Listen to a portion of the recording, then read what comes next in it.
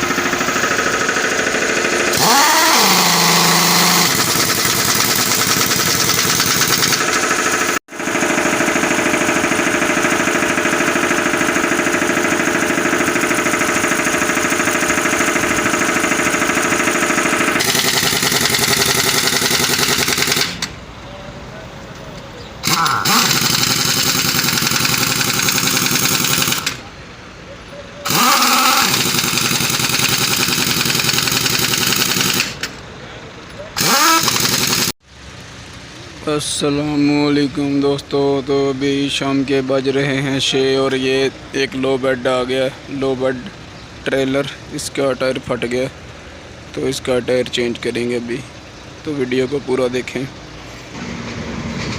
ये वाला लो bed trailer है, इसका टायर फट गया, इसका टायर चेंज करेंगे। चेक करें, 2 इसके ऊपर ट्रक लोड है शीके के। एक्ट्रेस कंपनी के 2 ट्रक इसके ऊपर लोड हैं लो बेड ट्रेलर के।